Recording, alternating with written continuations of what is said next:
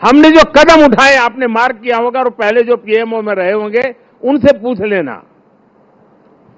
हमने इसको एक कैटलिक एजेंट के रूप में ही डेवलप करने की कोशिश की है। वो कैटलिक एजेंट के यहां से ऊर्जा प्रसारित होती रहे, यहां से नई नई चेतना प्रसारित होती रहे, जो पूरे तंत्र के अंदर एक प्रकार से विद्युत की तरह नई चमक दे, नई रोशनी दे, नई सामर्थ्य दे। और मेरी कोशिश रही है कि पीएमओ ये सेवा का अधिष्ठान होना चाहिए, पीएमओ ये पीपल्स पीएमओ होना चाहिए, ये मोदी पीएमओ नहीं हो सकता है। और इसलिए मेरे दिल दिमाग में सिवाय 140 करोड़ कोई नहीं, और मेरे लिए 140 करोड़ नागरिक नहीं है, मेरे लिए 140 करोड़ परमात्मा का रूप है। और जब मैं सरकार में बैठ करके कोई निर्णय करता हूं तो मैं सोच रहा हूं कि मैंने आज 140 करोड़ देशवासियों को इस रूप में मैंने पूजा की है, और उनके चरणों में मैंने इस योजना के रूप में एक पुष्प चढ़ाया है।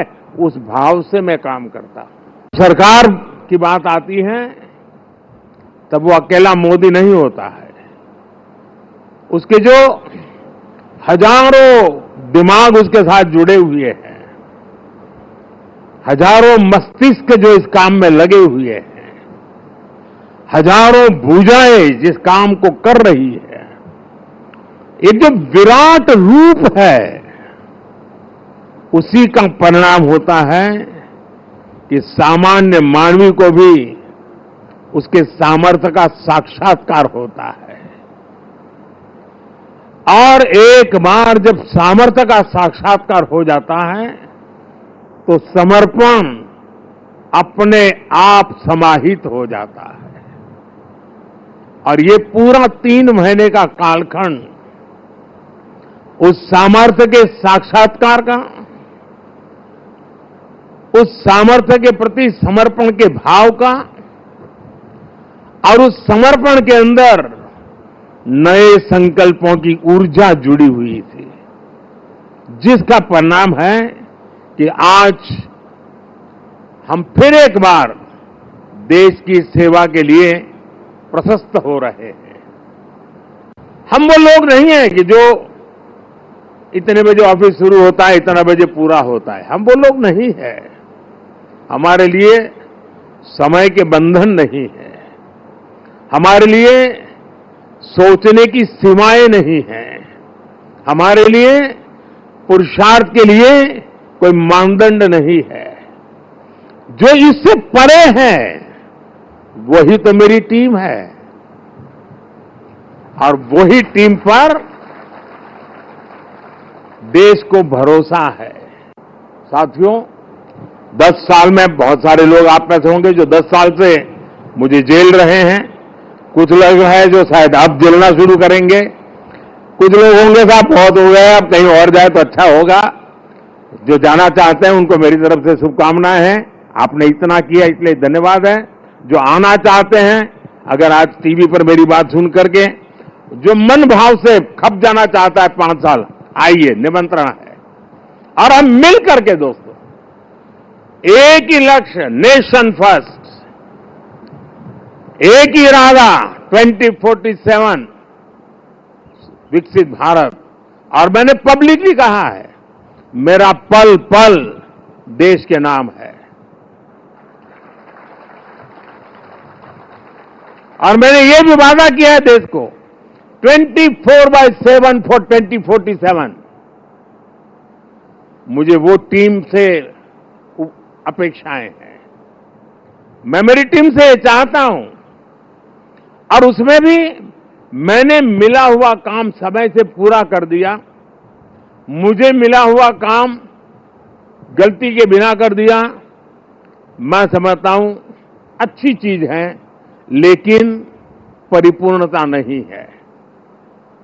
मैंने उसमें वैल्यू एडिशन क्या किया? मैंने पूरा किया, लेकिन ज्यादा अच्छे से पूरा किया।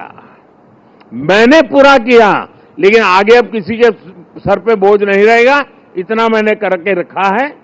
अगर हमारा भाव है, हर चीज में वैल्यू एडिशन, हर चीज में क्वालिटी अपग्रेडेशन, तो मुझे पक्का विश्वास है दोस्तों कि हम 5 साल के भीतर भीतर जिस सपनों को और संकल्प को लेकर के चले हैं उसको हम परिपूर्ण कर सकते हैं। 10 साल का मेरा अनुभव है, जो तय किया उसको हम करके रहे हैं। तय भले मोदी ने किया, लेकिन करने वाले आप हैं, करके रहे हैं, हम सब मिलके करके रहे हैं। हम सबकी सामूहिक शक्ति का परिणाम है कि हमने एक कैटेगरी एजेंट के रूप में इसको काम किया है। आपको बहुत से लोग मिलेंगे व्यक्तिगत जीवन में, और खास करके टीन एज ग्रुप के जो लोग होते हैं उनसे अगर बात करेंगे, अगर उस समय क्रिकेट की सीजन चलती है तो उसका मन करता है यार एक अच्छा क्रिकेटर बन जाओ, दिमाग में रहता है यार क्रिकेटर बन जाना है। एक अच्छी मूवी बड़ी पॉपुलर हो गई तो फिर मन में करता है यार ये फील्ड अच्छा है, मैं एक्टर बन जाऊं, मैं इसमें चला जाऊं। उसी समय मान लीजिए चंद्रयान की घटना घटी है तो उसको लगता है यार ये फील्ड बहुत अच्छा है, साइंटिस्ट बन जाओ। और मान लीजिए 2 महीने के बाद क्रिकेट मैच आ गई तो उसको लगता है यार साइंटिस्ट वाला तो जरा मेहनती है, अच्छा करो अपन क्रिकेट वाला हो जाए। यानी ज्यादातर वो लोग होते हैं जिनकी इच्छाएं अस्थिर होती हैं, और जब इच्छा अस्थिर होती है तो सामान्य मानवी उसको तरंग कहता है। उसको लगता है यार तो तरंग ही है, एक सुबह एक सोचता है, दोपहर को दूसरा होता है, इस पर बात मत करो यार, ऐसे ही हुड़दंगबाजी करता रहता है। इच्छा जब अस्थिर होती है तो दुनिया की नजरों में वो तरंग होता है, लेकिन जब इच्छा स्थिर हो जाती है और उसके अंदर एक लंबे अरसे तक इच्छा को स्थिरता मिल जाती है तो इच्छा उस प्रक्रिया से गुजरती है जो संकल्प में बदलती है। इच्छा अगर अस्थिर है तो तरंग है, इच्छा अगर स्थिर है, स्थायी है, तो संकल्प में कन्वर्ट हो जाती है। और संकल्प के अंदर जब परिश्रम की पराकाष्ठा जुड़ जाती है तब जाकर के सिद्धि प्राप्त होती है। और जीवन के हर काम को हम उस दिशा में देखना चाहिए। इच्छा प्लस स्थिरता इज इक्वल टू संकल्प, संकल्प प्लस परिश्रम इज इक्वल टू सिद्धि। जिस टीम ने इतना बड़ा अचीवमेंट किया है उसको स्वाभाविक मन करेगा कि यार कुछ अब बहुत हो गया, अब साहब थोड़ा शांति रखे तो अच्छा होगा।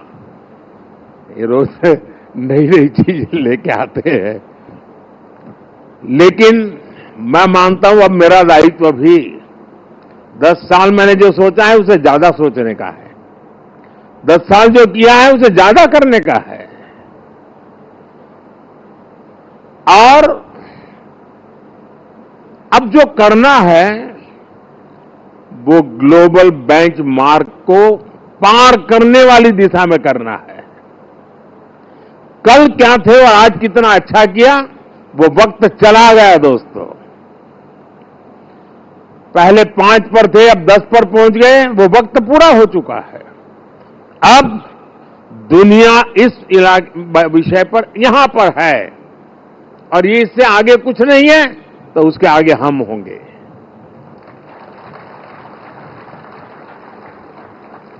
जहां कोई नहीं पहुंचा वहां हमारे देश को हमें पहुंचाना है। और व्यक्ति के जीवन में हो, समूह का जीवन हो या राष्ट्र का जीवन हो, जब तक वो बड़े संकल्प के साथ सोचता नहीं है परिणाम नहीं मिलता है। साथियों, जब हम काम करते हैं तब 3 चीजें बहुत अनिवार्य होती है, और अगर 3 चीजें हमारे पास उपलब्ध हो तो मैं नहीं मानता हूं कि विफलता दूर दूर तक भी नजर आएगी। और जब मैं 3 बातें कहता हूं, एक क्लैरिटी ऑफ थॉट्स, जहां तक इस सरकार का सवाल है, मैं मानता हूं कि कोई उलझन नहीं है। बाएं जाए, दाएं जाए, ऊपर जाए, नीचे जाए, कुछ नहीं, उसको पता है ऐसे ही जाना है और उसे पा करके रहना है। इतनी क्लैरिटी ऑफ थॉट्स किसी भी काम की सफलता के लिए सबसे पहली जरूरत होती है। फेथ इन कन्विक्शन दूसरा पार्ट है कि जो मैं सुन रहा हूं, जो मुझे बताया जा रहा है, उसके प्रति मेरे मन में अश्रद्धा नहीं होनी चाहिए, मेरे मन में इफ्स एंड बट्स नहीं होनी चाहिए। फेथ इन कन्विक्शन, जो मैंने सुना है और अनुभव कहता है कि हां यार मेरे विचारों में मेल नहीं बैठता है, लेकिन यही है रास्ता, तो चलो लग जाओ। लेकिन इतने से भी पूरा नहीं होता है। Clarity of vision, faith in conviction is not enough to achieve. और इसके लिए चलता है कैरेक्टर टू एक्ट।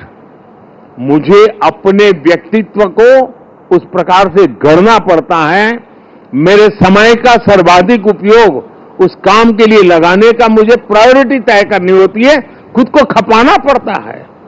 मेरा शरीर, मेरा मन, बुद्धि, सब कुछ मेरा कैरेक्टर टू एक्ट, उस काम को पूर्ण करने वाले कैरेक्टर के रूप में अगर निकलता है तो मैं परिणामों को प्राप्त कर। मेरी टीम के पास ये सब कुछ संभव है दोस्तों। जिस टीम ने मुझे 10 साल में बहुत कुछ दिया है, उसमें हम और नया क्या कर सकते हैं, और अच्छा कैसे कर सकते हैं, और जल्दी कैसे कर सकते हैं, और ज्यादा स्केल पर कैसे कर सकते हैं। अगर उन चीजों को लेकर के आप साथ ही आगे बढ़ते हैं तो मुझे पक्का विश्वास है कि 140 करोड़ देशवासियों ने आपके पुरुषार्थ को मोहर लगाई है। ये चुनाव मोदी के भाषणों को मोहर नहीं है, ये चुनाव आपके 10 साल के हर सरकारी कर्मचारियों के पुरुषार्थ को मोहर लगी हुई है। इसलिए इस विजय के बड़े हकदार अगर कोई है तो आप लोग हैं। इस विजय के सच्चे हकदार कोई हैं तो भारत सरकार के हर कर्मचारी भी हैं कि जिन्होंने एक विजन के लिए अपने आप को खपा देने में कोई कमी नहीं रखी और देश में पहले से बहुत तेज गति से काम हुए, जिसका परिणाम भी नजर आ रहा है। लेकिन मैं एक नई ऊर्जा के साथ, नए हौसले के साथ आगे बढ़ना चाहता हूं। मैं विराम करने के लिए पैदा नहीं हुआ हूं। सफल वो इंसान होता है जिसके भीतर का विद्यार्थी कभी मरता नहीं है।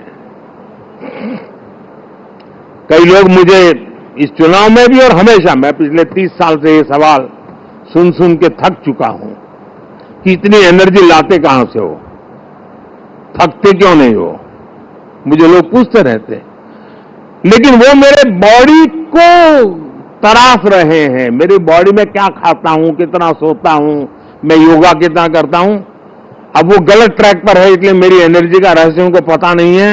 मेरी एनर्जी का रहस्य, मैं जीवन भर भीतर के विद्यार्थी को जिंदा रखता हूं।